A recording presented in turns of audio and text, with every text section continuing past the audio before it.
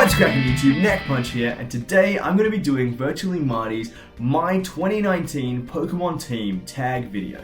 I found out about this one through Birdkeeper Toby, who did the sneaky "if you watched this video then you're tagged" thing, which I actually appreciate, because this was super fun to do. It was harder than I expected, really made me think, but I think that I've got a good 6. So to be clear, the idea is to pick 6 Pokemon that best represent your 2019. The 6 Pokemon that stood out the most and represent your interaction with Pokemon in general. Now, for me, I have a couple of confessions to make. I didn't watch Detective Pikachu, and I didn't play Let's Go. I actually only just got a Switch so that I could play Pokemon Sword. So my engagement with Pokemon is maybe a little bit different, but I do think that I've got a team. The first one is easy. First one is just straight up my favorite Gen 8 Pokemon. My favorite thing about Generation 8 is the new Pokemon. And when I was playing Pokemon Sword, there were 3 Pokemon in particular that really got a good reaction out of me. That I discovered them in the game, and it was something along the lines of, yes, oh my gosh, I'm having that. And those Pokemon were Runerigus, Graplocked, and my number 1 favorite, Toxtricity. Toxtricity is, in my opinion, a nearly perfectly designed Pokemon. I love the concept. I love that it's based on a human profession, but it doesn't look too humanoid. I love the 2 different forms, how one of them has got less strings and a longer neck to represent base. I think that's super clever. The name and the color scheme is a little bit unimaginative, but everything else about this Pokemon I absolutely love. Toxtricity was my ace in Pokemon Sword and my favorite Gen 8 Pokemon, and just had a huge impact on me for that reason, and that's why it's the first member of my team. For the second one, we're going to go all the way back to a year ago. Now, I'm filming this on the 30th of December. Exactly 1 year ago, my wife and I went into the hospital for a booked induction because our son was 10 days overdue. And now they couldn't get to us until the afternoon, but instead of sending us home, for some reason they admitted us, which just meant that we had the entire day sitting around a hospital room waiting. So what do? Play Pokemon. So I decided to restart Pokemon Sun, and I continued that playthrough into the start of 2019. I had the first month of the year off work, and those weeks were just a crazy, chaotic, beautiful time, which was just all about this precious little life that had come into our family. And there were these moments where he was asleep and I just needed to do something fun but simple to kind of recharge a little bit, and that's where Pokemon came in. So obviously the biggest shift for me this year was having a new baby. And when I think about those first few weeks, I also think about this playthrough of Pokemon Sun. And when I think about that playthrough, the one member of my team that I remember the most was my Alolan Marowak. I don't know why this particular Pokemon stuck in my mind, but this is the one that sums up the whole journey through Alola over those weeks for me. I don't even think I finished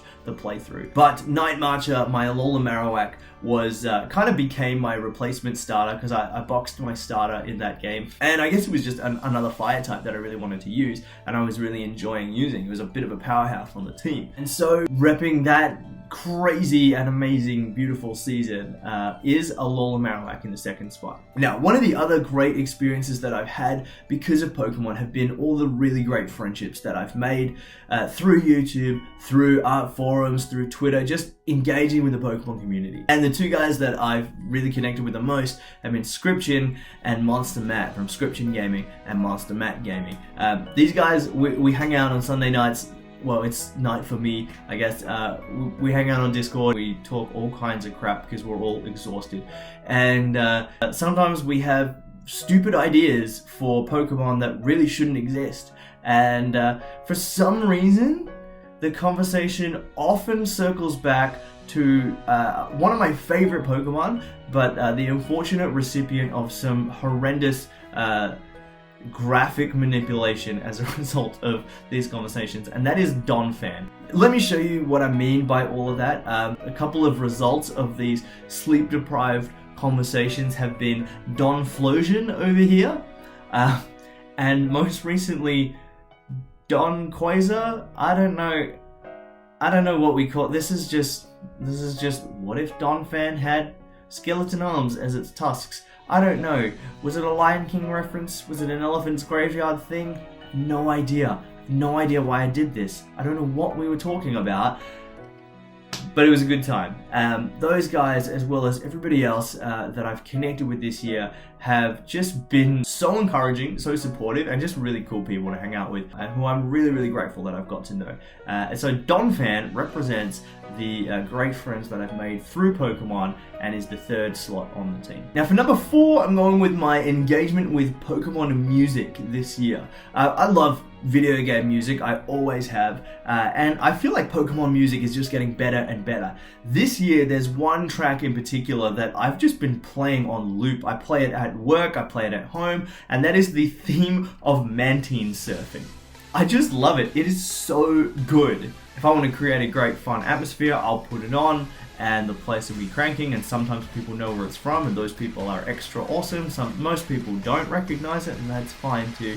It's a good track. I love it. This particular track has just been, I can't get enough of it this year. I also can't listen to it without thinking of Mantine, which means that I've probably thought of Mantine at least once a day most days this year, purely because I've been listening to this track. So absolutely, number 4, Mantine is on my 2019 team. Now for the 5th slot, I'm gonna pronounce this Pokemon wrong. I know I'm gonna pronounce it wrong. It's literally on the team because I'm gonna pronounce it wrong, and that is this Pokemon.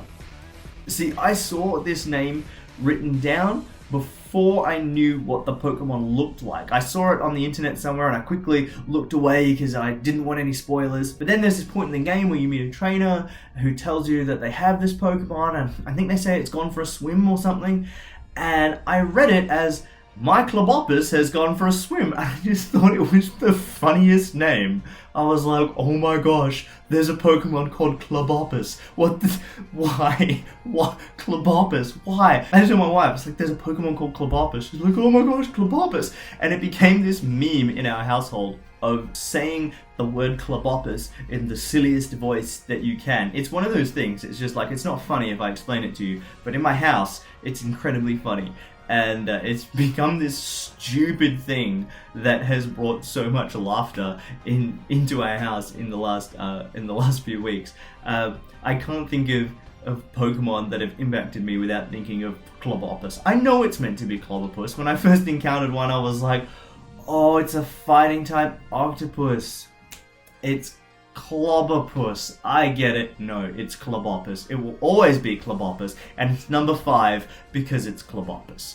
Finally, the last member of my 2019 team is Carkol. I couldn't talk about my engagement with the Pokemon franchise without talking about the fact that I draw Fakemon. That is the number 1 way that I engage with Pokemon, designing my own ones. And most recently, I've been working on an alternate evolution for Carkol, and therefore I've been looking at Carkol a lot in the last couple of weeks. Here's the thing, when I encountered Roly-Coly, I was like, okay, I like it, I'm gonna catch it, because I like Pokemon where the names, like 2 halves of the name rhyme, like Roly-Coly. It's just a little silly thing that I enjoy. So I was like, cool, I'm gonna catch a Roly-Coly. I didn't know what it was gonna become, but I had heard that it was gonna be Rockfire. So I thought that'll be cool. Then I almost got run over by this minecart Pokemon, walking through the mines, walking on the tracks. And I already had my Roly-Coly, so I didn't catch the Carkol, but at that point I figured it out. It's like, oh, okay, this must be Roly-Coly's evolution, and then my Roly-Coly evolved into a Carkol. I was like, yeah, sweet, okay. And I was excited, because I thought, okay, we've got a Pokemon that's like a little wheelbarrow of coal, and then it evolves into a minecart of coal that goes around on tracks in the mine. Surely the next inevitable phase of that is a train. I was so excited. I thought this final evolution is going to be this Rockfire train, and I never knew that I wanted a train Pokemon until that moment. Then, eventually, my Carkol evolved, and it wasn't a train. It was this weird coal golem that wasn't called Colum, although that sounds a little bit too much like Coleman. But yeah, I don't understand the progression. I really don't. You've got, like, the first 2 have wheels, and then the third one is it just looks like Rhyperior. And I loved having Colossal on my team. Like, it was part of my 6. I took it against the champion. Its Stealth Rocks were really helpful against Leon's Charizard. And so I don't mind this Pokemon. I've kind of built a bit of a connection to it, but I feel like it's the biggest missed opportunity. And so I had to design what I thought the final evolution should look like. And so over the last few weeks, I've been working on this Pokemon, Colomotive. I would have just loved it if this is what Colossal looked like, but I guess now in my mind it kind of has to be like an alternate evolution. I realized that I stole Weezing's hat. I'm not going to deny that was on purpose. At first I just sort of took it and I was gonna design like a chimney on the top, and I was using Weezing's hat as like a guide. But then my son really loves Thomas the Tank Engine, so Thomas was on in the background as I was designing this mon. And I thought about the Fat Controller, and I thought, oh my gosh, actually, yes, a trained Pokemon absolutely should have a top hat as its little chimney. That is perfect. That fits a train even better than it fits Weezing. So here's what I thought. I thought Weezing, Galarian Weezing has this signature move, Strange Steam, and this Roly-Poly line, you know, they have the signature ability, Steam Engine. They're very much Steam Engine related Pokemon. So I thought maybe that could be the link. So maybe Roly-Poly has to learn Strange Steam through breeding, and then if Carkol levels up with the move Strange Steam, it evolves into Colomotive. Now, here's the thing. Roly-Poly and Weezing are in completely different egg groups. Weezing's amorphous, Roly-Poly is in mineral. So we would need some kind of other Pokemon to chain breed. We'd need a Pokemon that's in the amorphous egg group and the mineral egg group that viably could learn a Steam related move. And lo and behold, Gen 8 also gave us Sinistea and Poltegeist, a literal teapot. So absolutely, I think these Pokemon could learn a Steam move. So you gotta breed Strange Steam onto a Sinistea, and then you have to breed that move onto a Roly-Poly, and then keep it on your Pokemon until it's a Carkol. Then when Carkol levels up, knowing Strange Steam, it evolves into the trained Pokemon that we always deserved, Colomotive.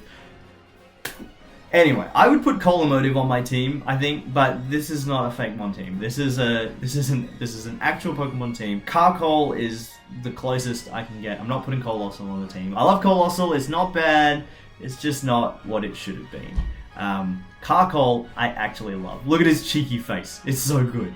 Because of Colomotive, and because of all the fake mon that I've designed this year, Carkol kind of represents that whole journey because it's the most recent one that I've worked on. And there you have my 2019 Pokemon team. Toxtricity, Alola Marowak, Donphan, Mantine, Clobbopus, and Carkol. I would love to know, what was your 2019 Pokemon team? What are the 6 Pokemon that impacted you the most? Or the 6 Pokemon that most well represent your past year? Let me know in the comments section or make a video. But that's it from me. Until next time, my name is Ned Punch. Have a good one.